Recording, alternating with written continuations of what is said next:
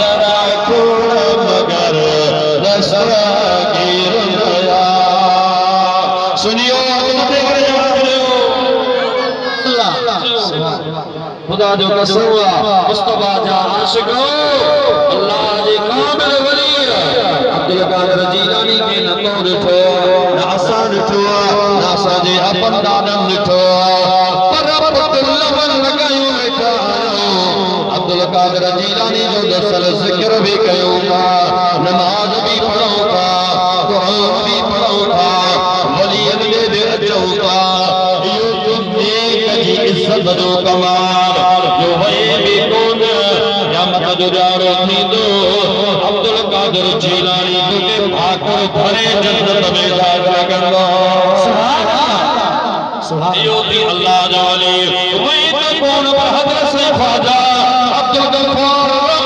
शरीफ वारो जवान तुके भाकर में जन्नत में दाखिल कंदो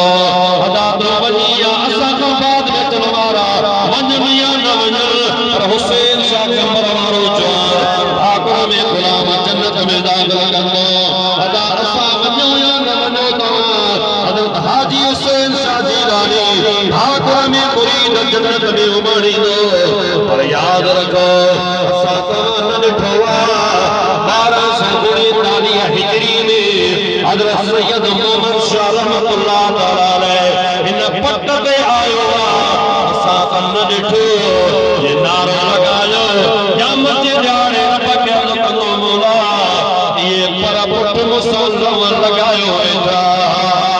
पर पुट मुसलमान तो जोड़ियो वेठा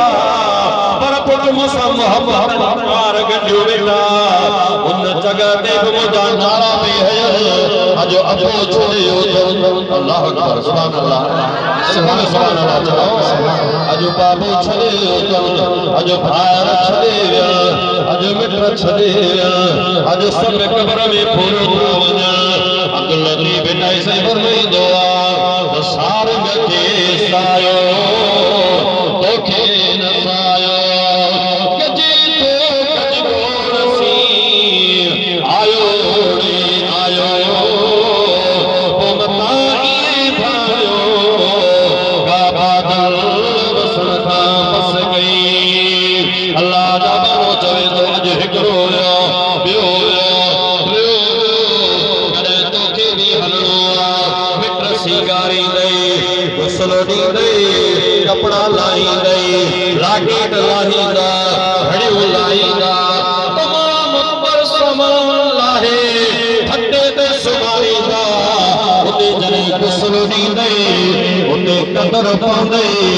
ज़िंदगी चाहे बिलाए वञे जे पोखड़ी थई पो बेटाई के महीना वाला सुभान अल्लाह चओ सुभान अल्लाह बेटाई से के महीना आयो ना तो पोखड़ी थई पोखे न कवि दई मुंद चढ़ी पानी थी दई पोइ भरा सुकी थी दी सोता जिते लुणंदी सारो लोक हता सकी हिकड़े संगला अल्लाह जो बंदो तो चवे ए पोखड़ी थई त पोखे छॾे जाते जग वेठो लुड़े मता शर्मंदो थी पर अल्लाह जे कामिल वली यद सुनो